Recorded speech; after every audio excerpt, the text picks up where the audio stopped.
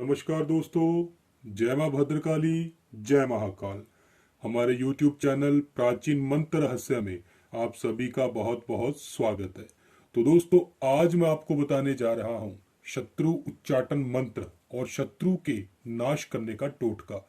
अगर दोस्तों आपके दुश्मन आपको परेशान करते ही जा रहे हैं और आप उन सभी चीजों से छुटकारा पाना चाहते हैं, अपने दुश्मन को सबक सिखाना चाहते हैं, तो आज का हमारे द्वारा बताया गया टोटका आपकी बहुत ही सहायता कर सकता है। बहुत ही साधारण और बहुत ही पावरफुल विधि आपको बताने जा रहे हैं दोस्तों। यह जो टोटका है हमारे द्वारा खुद आजमाया हुआ है। हमने काफी बार इस टोटके की सहायता ली है और हमें सफलता ही हासिल हुई है। तो दोस्तों, आज मैं आपको यही टोटका बताने जा रहा हूं, लेकिन उससे पहले अगर आपने अभी तक हमारे चैनल को सब्सक्राइब नहीं किया है तो हमारे चैनल को सब्सक्राइब करना मत भूलिएगा।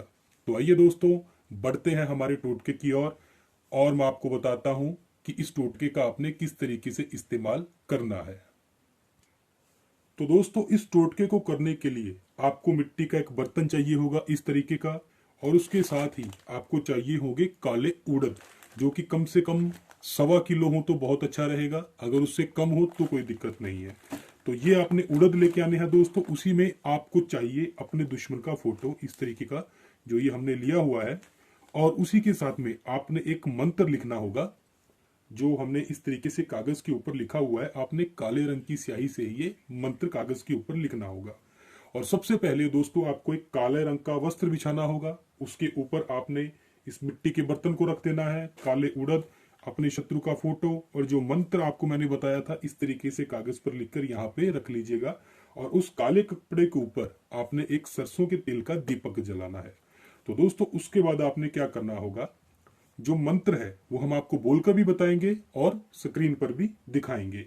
और दोस्तों, आपने क्या करना होगा कि सबसे पहले मिट्टी के बर्तन को इस तरीके से खोल लेना है और अपने शत्रु का फोटो आपने, जो आपके दुश्मन का फोटो है दोस्तों, वो आपने इसी तरीके से इस बर्तन में डाल देना है।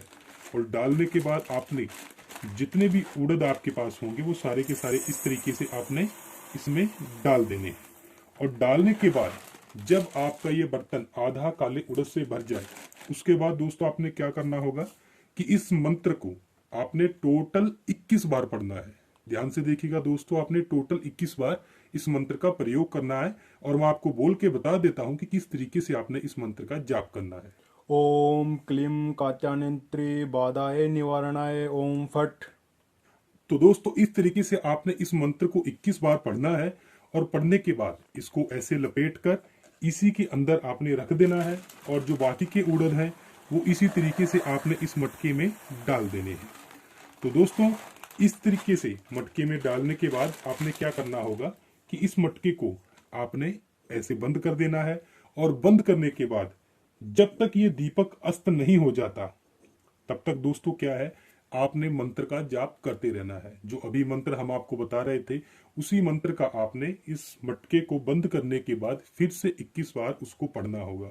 और जैसे ही आपके मंत्र जाप पूरे हों उसके बाद में आपने प्रतीक्षा करनी होगी कि ये दीपक अस्त हो जाए। और जैसे ये दीपक अस्त होता है दोस्तों, आपने इस काले कपड़े को इसी तरीके से लपेट लेना होगा। और लपेटने के बाद आपने कपड़े को, मटके को और दीपक को, इन तीनों चीजों को आपने एक साथ किसी भी बहते हुए पानी या किसी भी दरिया किनारे या किसी भी तालाब के किनारे ले जाके दबा देना होगा। बस दोस्तों, मात्र 3 दिन के बाद ही आपका शत्रु का उच्चाटन होना शुरू हो जाएगा, वह परेशान होना शुरू हो जाएगा और कभी भी आपको परेशान नहीं कर पाएगा।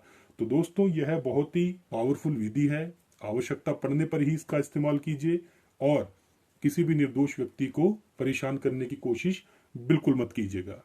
और दोस्तों, आप ध्यान रखिएगा कि इस कार्य को आरंभ करने के लिए आप किसी भी शनिवार या किसी भी अमावस्या का आपने इंतजार करना होगा और उसी दिन से आपने इस कार्य को आरंभ करना होगा। तो दोस्तों, अगर इस टोटके के द्वारा आपको सफलता हासिल होती है तो हमें कमेंट करके जरूर बताइएगा। अगर आपको किसी अन्य सहायता की आवश्यकता हो तो स्क्रीन पर दिखाए जा रहे नंबरों से आप सीधा हमसे संपर्क कर सकते हैं। और अगर आपकी कोई अन्य समस्या है, उसका आप समाधान चाहते हैं, तो उसके लिए भी आप हमसे संपर्क कर सकते हैं। अगर आपको वीडियो पसंद आता है तो इसको लाइक और शेयर करना बिल्कुल मत भूलिएगा। धन्यवाद दोस्तों। जय मां भद्रकाली, जय महाकाल।